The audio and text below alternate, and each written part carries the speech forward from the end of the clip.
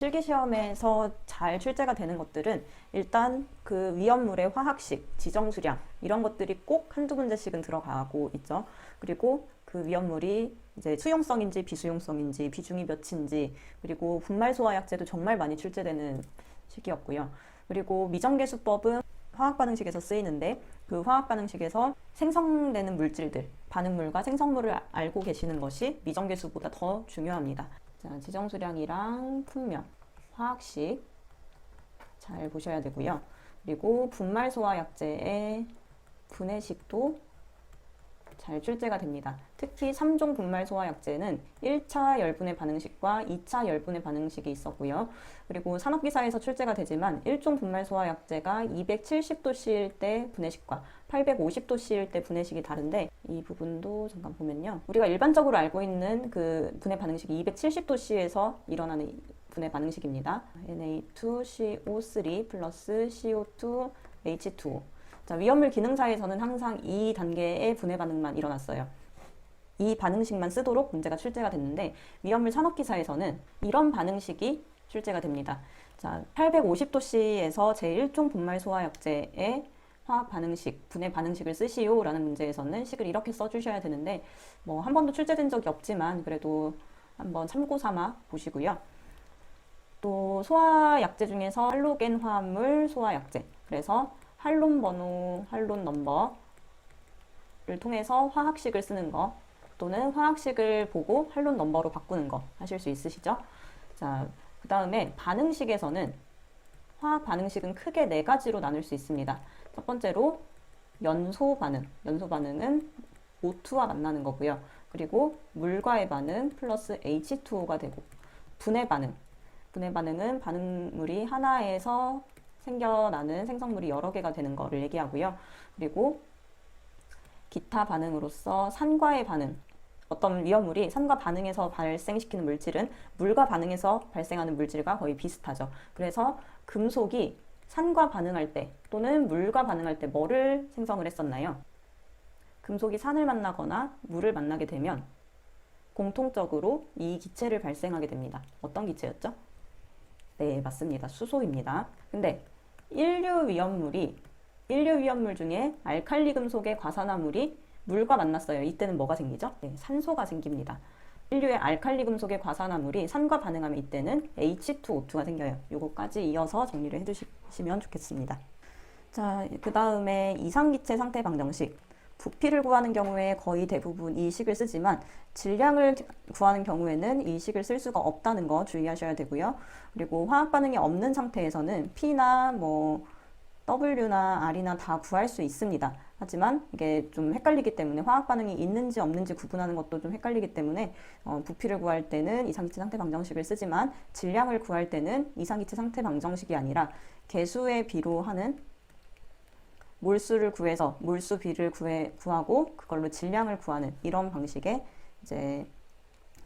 풀이 방법이 있었다는 거 또 보셔야 되겠습니다. 네, 이런 내용들이 이제 한 번에 정리가 되어 있는 게 우리 교재에 있는 합격 족보예요.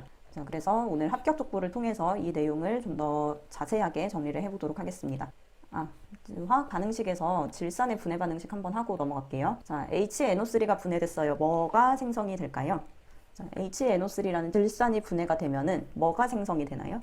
네, 이산화질소 있습니다. 또, 네, 물, 그리고 산소, 이렇게 발생이 되는데, 이 앞에 식을 A, B, C, D를 붙이고 한번 구해보겠습니다.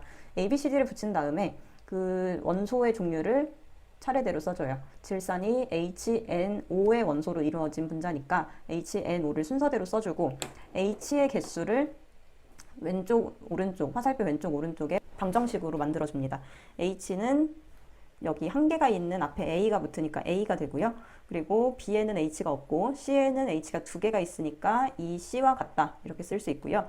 A는 B가 되겠습니다. N이 A랑 B에만 있죠. 그 다음에 O는 3A는 2B 플러스 C 플러스 2D가 됩니다. 자, 이때 이제 A, B, C, D를 구해줄 건데요. A가 1일 경우에 이때 C는 2분의 1이 됩니다. 자, C에 2분의 1이 들어가야 약분이 되면서 1을 만들 수 있죠. 그리고 A와 B는 같으니까 A가 1일 때 B도 1이 됩니다. 자, 5에서 3A에 A 자리에 1을 대입해주면 3 곱하기 1이 되죠. 그 다음에 2 곱하기 1 플러스 C 자리에는 위에서 구한 2분의 1을 대입해줍니다. 그리고 마지막에 2D를 이렇게 해주면 자, 2가 이렇게 넘어가고 또 2분의 1도 넘어가서 2분의 1이 됩니다. 전체가. 그래서 이 D는 2분의 1인데 이때 D는 2가 왼쪽으로 넘어가면서 4분의 1이 되게 됩니다. 자, 그러니까 이 분수를 없애주기 위해 전체적으로 4를 곱하게 되죠. 그래서 4, 4, 2, 1이 됩니다. 그러면 개수를 대입한 화학 반응식을 쓰는 게 정답이 되죠. 여기까지 쓴다고 해서 이거 채점하지 않아요. 이거는 아예 뭐 채점 기준에도 없는 내용이고 개수를 쓴 그 화학 반응식만 채점 대상입니다. 그래서 4HNO3는 4NO2 플러스 2H2O 플러스 O2 이렇게 쓰는 게 답이 되겠습니다. 자, 그리고 저희는 합격 족보를 통해서 내용을 보도록 하겠습니다. 자, 합격 족보의 이제 첫 번째로 중요하게 다루는 내용은 화학 반응식입니다. 자, 화학 반응식은 화학적인 반응, 그 반응을 식으로 나타낸 건데요. 반응물을 왼쪽에 쓰고 생성물을 오른쪽에 써줍니다. 그 다음에 반응물과 생성물을 화학식으로 뭐 HNO3 또는 H2O, O2 이런 식으로 화학식으로 쓰고요. 미정계수법을 통해서 계수를 맞춰줍니다. 이때 화살표를 기준으로 왼쪽과 오른쪽의 원소의 종류와 원소의 개수가 동일해야 된다는 거 이미 많이 연습해서 이제 익숙해지셨죠? 자, 연소 반응에서는 C나 H나 S, P가 O2랑 반응하는 거 외에도 또 어떤 것이 산소랑 반응하는 게 나왔었나요? 기억나는 거 있으세요? 어떤 물질이 산소랑 만날 때, 어떤 원소가 만날 때 출제된 게 있을까요? 자, 기출문제 중에서 나트륨이나 칼륨이 산소랑 만날 때 이때 생성되는 물질 NaO인데 이때 아래 숫자가 어떻게 맞춰져야 될까요? NA랑 O가 결합한다고 하면 어떻게 돼야 하나요? 네, 그렇죠. 맞습니다. Na2O가 됩니다. 그 이유는 NA가 1족 원소고 O가 2족 원소이기 때문에 서로 플러스 마이너스 개수가 맞춰지도록 이렇게 하기 때문입니다. 또는 알루미늄이 산소랑 반응하는 경우도 있어요. 자, 그러면 뭐가 생성이 될까요? Al과 O가 만났을 때?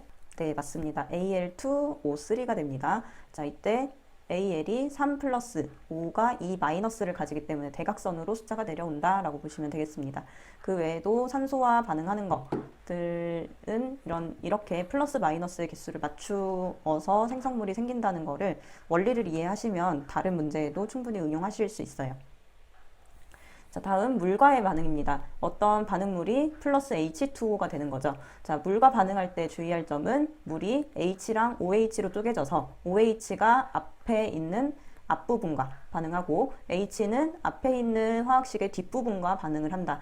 그래서 이 H와 앞에 있는 것들끼리 만난 게 이렇게 생성이 되고 여기도 H랑 P가 이렇게 해서 생성이 되고 탄화칼슘 C랑 H가 만나는데 C2H2가 되고 탄화알루미늄이 메탄을 형성한다. 또 탄화칼슘뿐만 아니라 탄화마그네슘 그리고 또 그 아세틸렌을 발생하는 또 한 가지의 그 삼류 위험물 중에 한 가지가 있었죠. 자, 그런 것들이 아세틸렌을 발생을 시키고요. 또 물과 반응하는 것들이 어떤 것이 있었을까요? 하나 리튬, Li2, C2입니다. 또 물과 반응해서 뭔가 생기는 트리메틸알루미늄. 자, 트리메틸알루미늄이 물과 만나면 이 물이 OH가 AL과 만나서 AlOH3가 되는 거고요. 그리고 H가 이 사이로 들어가서 CH4가 되는 거. 만약에 이게 에틸이 되면 여기는 에탄으로 발생이 됩니다. 자, 물과의 반응에서 금속들, 나트륨, 칼륨, 알루미늄, 마그네슘 이런 것들 물과 반응했을 때 그 금속들이 OH가 붙은 상태로 이 숫자는 이 금속의 양이온의 개수에 맞춰서 숫자가 붙고 여기에서 생성되는 건 뭘까요? 네, 여기에서 생성되는 것은 수소입니다. 자, 물이 H랑 OH로 쪼개져서 OH는 앞에 있는 금속과 반응하고 H는 따로 떨어져 나와서 기체를 만들어냅니다. 자, 분해 반응, 질산의 분해 반응, 그리고 과염소산의 과염소산 계열, 염소산 계열은 Cl과 O 사이가 끊어지고요. 그리고 질산칼륨의 경우에는 산소 하나가 떨어져 나오면서 이렇게 분해되는 거. 트리니트로톨루엔뿐만 아니라 니트로 글리세린의 분해 반응식도 추가를 해서 정리해 두시면 좋습니다. 그리고 화학 반응식으로 직접적으로 출제되지는 않지만 이 트리니트로 톨루엔 아니면 니트로 글리세린 이렇게 니트로화 시키는 경우에 자, 니트로화 시키는 경우는 그 대상 물질을 뭐랑 반응시켜서 니트로화 시킨다고 했죠? 니트로화 할 때 필요한 산, 그게 뭘까요? 진한 질산 뭐 그렇게 안 쓰셔도 되고요. 질산과 황산의 혼산이라고 표현을 합니다. 그냥 혼산이 아니고 질산과 황산의 혼산으로 니트로화 시킨다. 니트로화 반응의 핵심이에요. 그래서 톨루엔이 니트로화 되면 트리니트로 톨루엔이 되고 글리세린이 니트로화 되면 니트로 글리세린이 되고 이것도 화학 반응식으로 나타내라고 할 수도 있습니다. 그래서 이렇게 설명으로, 문장으로 쓸 수도 있어야 하지만 반응식으로도 정리해 두시는 게 좋을 것 같아요. 자, 기타 반응으로 산과의 반응. 무기과산화물은 산과 반응했을 때 과산화수소를 생성을 하고요. 금속이 산과 반응할 때는 물과 반응하는 것과 마찬가지로 수소를 발생하게 됩니다. 이렇게요. 알코올과 반응하는 경우에는 이 알코올에 O랑 H 사이가 끊어집니다. 이 H 자리에 나트륨이 들어가고 이렇게 H2가 따로 나오고요. 이산화탄소와 반응하는 것도 잘 출제가 됩니다. 자, 칼륨이 이산화탄소랑 반응하는 경우도 있었지만 이런 식으로 무기과산화물이 이산화탄소랑 반응하는 경우도 출제가 됩니다. Na2CO3인데 여기에서는 뭐가 발생이 될까요? 인류의 무기과산화물이 이산화탄소랑 반응했어요. 이런 경우에는 네, 맞습니다. 산소가 발생이 됩니다. 자, 이거 외에도 또 생각나는 반응식 있으신가요? 또 어떤 반응식이 있었을까요? 최근 기출문제부터 아래로 쭉 생각을 해보면 여러 가지 반응식이 있는데 생각보다 반복이 되는 것도 많고 네, 좋습니다. 히드라진과 과산화수소 이때 생성되는 것은 뭘까요? 네, 좋습니다. 그리고 이거 기억나시나요? CaC2 플러스 N2가 어떻게 되나요? 네, CaCN2 플러스 C가 됩니다. 그리고 인화 알루미늄이 물과 만나면 어떻게 되죠? 네, 좋습니다. 수산화 알루미늄과 포스핀 이렇게 발생이 됩니다. 이 정도면은 이제 기출문제에서 봤던 반응식은 다 나온 것 같죠? 자, 또 이제 기억나시는 게 있다면 한 번에 정리를 하셔서 보시면 되고요. 혹시나 아직도 이게 반응물과 생성물이 어색하다. 그러면 오늘 끝까지 이거는 이 정도는 다 보시면 이 중에 그래도 한 3, 4개는 나올 겁니다. 다음 이상기체 상태 방정식으로 넘어가겠습니다. 이상기체 상태 방정식은 PV는 nRT가 기본 공식인데 이 n을 n분의 w로 바꿔서 사용하는 것이 실기시험에서는 일반적입니다. 왜냐하면 위험물의 몰수를 주는 게 아니라 위험물의 질량 1kg 또는 1000g 이런 식으로 질량을 주는 경우가 많기 때문에 PV는 n분의 WRT를 더 많이 쓰게 되고요. 화학 반응이 있는 경우에는 이 V를 구하는 공식에다가 그 몰수비를 이렇게 환산을 해줘야 됩니다. 만약에 반응물이 1몰이 들어가서 3몰이 생겼다 하면 1분의 3 이런 식으로 몰수비를 넣어서 계산해줘야 된다. 그리고 문제에서 제시하는 조건들이 표준 상태라고 하면은 0도씨 1기압을 얘기하는 거고요. 압력을 ATM이 아니라 밀리미터 Hg로 준 경우에는 이거를 760분의 1로 환산을 합니다. 왜냐하면 1ATM이 760mm Hg니까요. 밀도를 구하는 경우는 최근에는 잘 출제가 되지 않았지만 밀도는 부피분의 질량이어서 부피가 이렇게 내려가고 나머지가 넘어가고 그러면 식이 이렇게 정리가 됩니다. 그래서 밀도를 구할 때는 이 식을 PV는 n분의 WRT를 정리해서 밀도 구할 수 있습니다. 질량을 구할 때는 이상기체 상태 방정식으로 푸는 게 아니라 질량을 몰수로 환산하고 몰수 비를 이용해서 다시 질량을 구하는 이런 식의 풀이 과정을 사용을 해야 합니다. 그리고 최근 들어서 이제 비중을 가지고 킬로그램을 리터로 바꾼다던가 리터를 킬로그램으로 바꾼다던가 이런 문제가 이제 종종 출제가 됐는데요. 비중의 단위를 뭘로 보면 될까요? 자, 비중이 1.3이다. 이런 경우에는 밀도가 몇이다 라고 보면 될까요? 물이나 고체의 경우에, 액체나 고체의 경우에 밀도는 비중이 1.3이다. 그럼 밀도가 1.3 무슨 단위라고 보면 될까요? 단위가 부피분의 질량이 되죠. 부피의 단위가 리터라면 질량의 단위를 뭘 쓰면 될까요? 2리터짜리 물이 몇 그램이죠? 자, 비중이 1.3이라는 것은 고체나 액체에서 비중이 1.3이라는 것은 물의 비중이 1일 때 이 물의 밀도가 1일 때 이 물질의 밀도가 1.3이 된다라는 뜻이에요. 근데 밀도라는 개념은 그 같은 공간 안에 얼만큼 촘촘하게 있느냐. 교실 안에서 10명이 있는 교실이랑 100명이 있는 교실이랑 어디가 더 밀도가 높은 거죠? 10명이 있는 교실, 100명이 있는 교실 중에 100명이 있는 교실이 더 밀도가 높은 거죠. 자, 교실의 부피가 같다고 했을 때 그 안에 질량이 크면 클수록 밀도가 높다라고 표현을 합니다. 그래서 밀도는 부피분의 질량이라고 정의할 수 있어요. 그러면 질량의 단위 킬로그램이라는 것도 있고 뭐 그램이라는 것도 있고 톤이 될 수도 있고요. 이런 단위가 있고 부피의 단위 알고 계시는 거 뭐가 있죠? 리터도 있고요. 네, 세제곱미터도 있고요.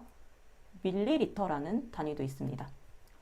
밀리미터처럼 리터 앞에 밀리리터예요. 밀리리터. 우유 500ml, 뭐 물 500ml, 500ml 물병 이런 거 할 때 그 밀리리터입니다. 자, 그러면 이 밀도가 1이 된다는 거, 우리 그 물 2리터짜리를 들면 한 2kg 정도의 무게가 느껴지나요? 2g 정도가 느껴지나요? 2톤이 느껴지나요? 네. 2리터짜리 물에는 2kg이 가장 어울리죠. 자, 그래서 물의 밀도가 1kg/리터라고 표현을 합니다. 그래서 밀도의 단위가 kg/리터가 된다라고 기억을 하시면 돼요. 우리가 먹는 물의 부피가 킬로그램이다. 그래서 부피분의 질량이 밀도의 정의니까 kg/리터가 밀도의 단위가 되고요. 만약에 이게 그램으로 바뀐다. 그러면 킬로그램이 그램으로 될 때 서로 1000배 차이가 나게 되죠. 그럼 리터도 뭘로 바뀌면 될까요? 네, 밀리리터로 바뀌면 됩니다. 그러니까 비중이 1.3이다. 그러면 이 물질은 1.3kg/리터 또는 1.3g/ml의 밀도를 가진다라고 표현할 수 있는 겁니다. 자, 그러면 만약에 질산 300kg이 있어요. 자, 300kg이 있는데 이거를 리터로 바꾸고 싶어요. 질산 300kg을 리터로 바꾸고 싶으면 이때 계산을 분모가 여기에 있는 분모가 킬로그램이 되게 해야 될까요? 리터가 되게 해야 될까요? 자, 분수에서 이 아랫부분은 서로 약분이 되는 성질이 있습니다. 그래서 킬로그램을 쓰고 위에가 리터가 돼야 리터만 남는 거예요. 우리 2 곱하기 2분의 1 하면 이렇게 서로 약분하잖아요. 이 단위도 마찬가지로 분자에 있으면 분모에 있는 게 서로 약분이 될 수 있습니다. 자, 그러면 질산의 비중이 1.3은 아니지만 1.3kg/리터라고 했을 때 이 질산이 1.3kg/리터니까 1.3이 분자에 가야 될까요? 분모에 가야 될까요? 비중이 1.3kg/리터라고 하면 네, 분모에 1.3 이렇게 써주는 거고요. 만약에 400리터를 이제 킬로그램으로 환산한다. 그러면 분모에 킬로그램이 들어가나요? 리터가 들어가나요? 리터를 지워주고 싶어요. 분모에는 리터가 들어가고 그럼 위에는 뭐가 들어갈까요? 킬로그램이 들어가겠죠. 네, 그러면 이 밀도가 또 1.3kg/리터라고 할 때 1.3이라는 숫자는 어디다 붙여야 되죠? 분모 분자 중에 어디에? 네, 분자에 붙여야 됩니다. 1.3 이렇게. 자, 이게 킬로그램을 리터를 킬로그램으로 환산하는 방법입니다. 밀도의 단위는 그래서 킬로그램 퍼 리터다 라고 기억하시면 돼요.